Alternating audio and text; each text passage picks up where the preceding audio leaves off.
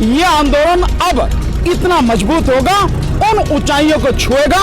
और आप ध्यान रखना, अगर आप नहीं मानोगे तो आने वाले समय में जितनी गंदगी है, चाहे वो बीजेपी नाम की गंदगी हो, चाहे आरएसएस नाम की गंदगी हो, और चाहे मोदी सरकार नाम की गंदगी हो, चाहे योगी सरकार नाम की गंदगी हो, इस अंधड़ में सब साफ हो जाएगा। चिंता ना करो, हमें कोई चिंता वाली बात नहीं, हम अपना आंदोलन और मजबूत करेंगे। वो सरकार है जो नहीं समझ रही है, और सरकार जो समझ रही है वो चलने नहीं दिया जाएगा, किसी कीमत पर नहीं चलने दिया जाएगा। बार बार इसीलिए हम कह रहे हैं कि इसको गलती मानो, कानून वापस लो, और किसानों से हाथ जोड़ के इनको जो दुख पहुंचाया है उसके लिए माफी मांग के बात खत्म करें। और जब सरकार से टकराना हो, और वो भी अहंकारी सरकार से, और एक तरह से जातिवादी और धर्म पर राजनीति करने वाली सरकार से टकराना हो, और उस सरकार से जो सरकार उद्योगपतियों की, पूंजीपतियों की गुलामी करती हो, जो सरकार इस देश को उनकी चौखट पर गिरवी रखना चाहती हो, जो सरकार अपना खर्चा चलाने के लिए देश की भोली भाली जनता पर लगातार टैक्सों का बोझ डाले हो। माननीय प्रधानमंत्री जी जब 2014 के बाद प्रधानमंत्री बन के आए हैं, आपको मालूम है उनके प्रचार पर कितना पैसा खर्च होता है? जनता को मालूम होना चाहिए, मैंने कई बार बताया, फिर बताता हूं आज आपको, पहुंचाओ इसको। 1 मिनट में 2 लाख रुपए उनके प्रचार पर खर्च होते हैं, 1 मिनट में। और इसको आप टोटल कर लीजिए कि 7 साल में जो उनके प्रचार पर खर्चा हुआ है वो 70,000 करोड़ से ज्यादा का है। बीजेपी की ये रणनीति है, आरएसएस की ये नीति है कि जब आप किसी आंदोलन को खत्म नहीं कर सकते, उसको किसी तरह से कमजोर नहीं कर सकते, तो उस पर बदनामी के धब्बे लगाओ, फिर उसको आतंकवादी कहो, खालिस्तानी कहो, पाकिस्तान और चीन से समर्थन वाले कहो। ये सारी चीजें उनकी रणनीति का हिस्सा। और ये आंदोलन सीए एनआरसी के आंदोलन से बहुत बड़ा है, बहुत मजबूत है। इसकी ताकत का मोदी जी को अंदाजा नहीं है, एहसास नहीं है। सत्ता उखड़ जाएगी उनकी, पता भी नहीं लगा कि कहां गई बीजेपी। इसलिए इस आंदोलन को हल्के में न लें। तो सरकार डरती भी है और डरती हुई दिखती भी है। इस तरीके से टकराव की स्थिति पैदा कर दी है सरकार ने। इतने दिन हो गए लगातार वार्ताओं पे वार्ताएं विफल हुई, और अब जो है केवल कह रहे हैं वो कि यही प्रस्ताव है हमारे पास कि हम 1.5 साल तक इसे होल्ड कर सकते हैं। इससे बेस्ट कोई प्रस्ताव हमारे पास नहीं है, ना ही कोई ऑफर है आपके लिए, जो करना है कर लो। कोई बात नहीं, आने वाला समय बताएगा कि तुम्हारे पास प्रस्ताव भी है, सब कुछ है, और तुम नाक रगड़ के यहीं आओगे, माफी मांगोगे आप। इसकी कोई चिंता वाली बात नहीं है। टकराव की स्थिति पहले दिन से थी, आज से नहीं है। जब आपने कानून बना दिए, बिना पूछे बना दिए, बिना संसद की मर्यादाओं को ध्यान में रखे, उनको निभाए बिना बना दिए आपने, और फिर भी आप कह रहे हो कि भाई हम कानून वापस नहीं लेंगे। हमें इससे कोई फर्क नहीं पड़ता है। हमारा मतलब है ये कानून तीनों वापस कराने, और हमें इसके लिए संघर्ष करना है। लगातार हम संघर्ष कर रहे हैं, और अब मैं आपको बता देता हूं कि जो आपकी कल्पना में नहीं है, ये आंदोलन अब इतना मजबूत होगा, उन ऊंचाइयों को छुएगा। और आप ध्यान रखना, अगर आप नहीं मानोगे तो आने वाले समय में जितनी गंदगी है, चाहे वो बीजेपी नाम की गंदगी हो, चाहे आरएसएस नाम की गंदगी हो, और चाहे मोदी सरकार नाम की गंदगी हो, चाहे योगी सरकार नाम की गंदगी हो, इस अंधड़ में सब साफ हो जाएगा। चिंता ना करो, हमें कोई चिंता वाली बात नहीं, हम अपना आंदोलन और मजबूत करेंगे। एक सवाल है सर आपसे, आप शिक्षित व्यक्ति हैं और कानून की समझ भी आपको है, तो ये कानून जैसे किसानों की समझ में नहीं आ रहा कहा जा रहा था, तो क्या आपकी समझ में भी नहीं आ रहा है जो आप यहाँ पूछे? नहीं, देखिए, मेरी भी समझ में आ रहा है और किसानों की भी समझ में आ रहा है। आप मुझे छोड़ो, आप किसी भी किसान से पूछो, वो बता देगा कि क्या है कानून। लेकिन यही कानून अगर मोदी जी से पूछ लो, मोदी जी नहीं बता सकेंगे। यही कानून अगर कृषि मंत्री से पूछ लो, वो नहीं बता सकेंगे।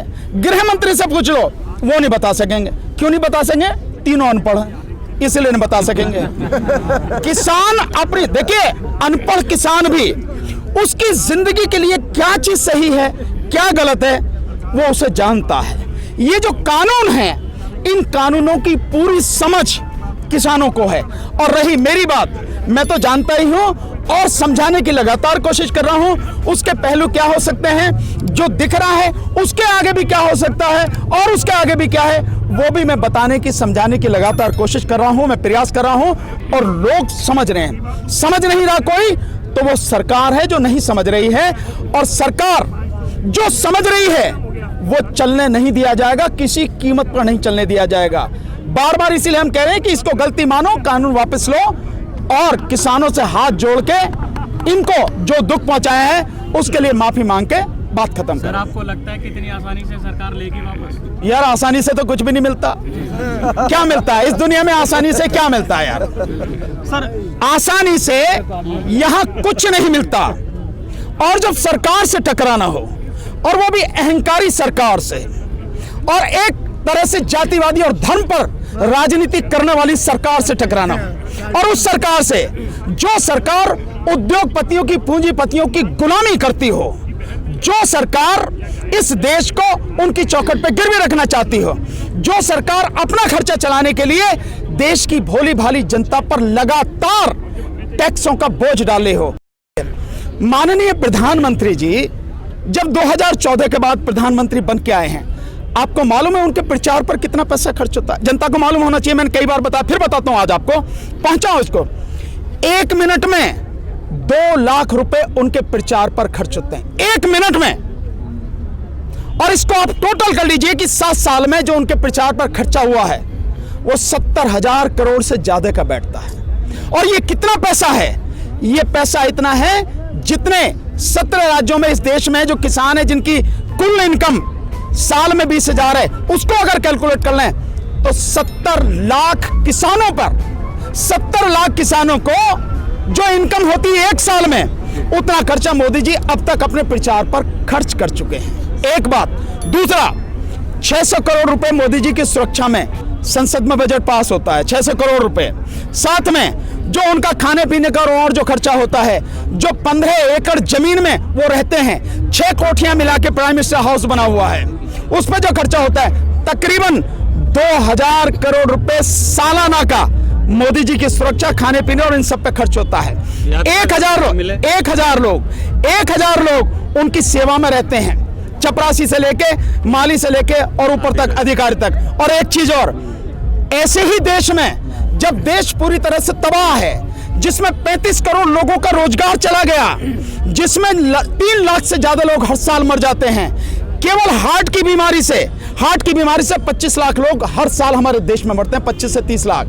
प्रदूषण से 25 लाख लोग इस देश में हर साल मर जाते हैं। ऐसे गरीब देश में इतनी भयानक स्थिति में मोदी जी अपने लिए 10,000 करोड़ का हवाई जहाज खरीद के लाए हैं, 2 लाए, 20,000 करोड़।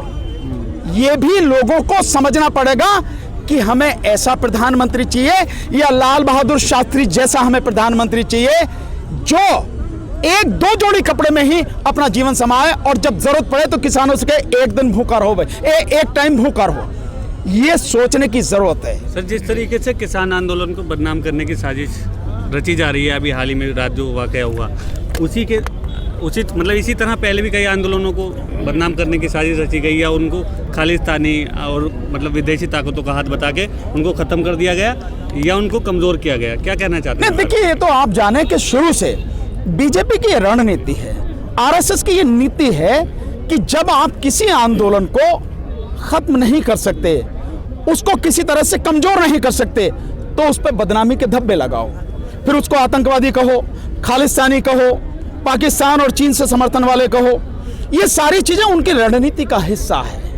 और ये सारा जो सब कर रहे हैं, जिस तरह से कल पकड़ा गया एक व्यक्ति जिसने बताया कि 10 लोगों की टोली है और जब आंदोलन लेके चलोगे तब हम इधर से करेंगे, तो ये सारी चीजें हैं कि जब ऐसा कुछ हो, इधर से गोली चले, फिर कि हिंसा हो गई, गोली चल गई, और फिर पुलिस का फौज का सहारा लेके आंदोलन को ताकत के दम पे खत्म किया जाए।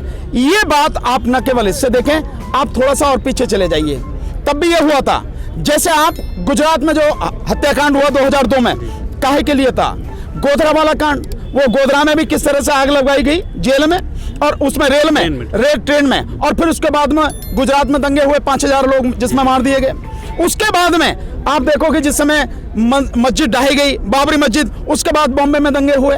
सब ऐसा नहीं है, तो इनका काम ही ये है, इसी तरह से ये काम करते हैं, इसी तरह से इस आंदोलन को ये बदनाम करने की कोशिश कर रहे हैं। लेकिन मेरा है आंदोलन में हिस्सा लेने वाले सभी साथियों से बड़ा निवेदन है, साथियों, न केवल आपकी जिम्मेदारी है, बल्कि आपके जो साथी हैं उनको भी कहो, उनकी भी जिम्मेदारी है। अपने आसपास निगरानी रखें, सावधानी से कोई भी व्यक्ति आपको अपरिचित रखता है उस पर निगाह रखो, ताकि कहीं भी किसी तरह से आंदोलन में गड़बड़ी नहीं कर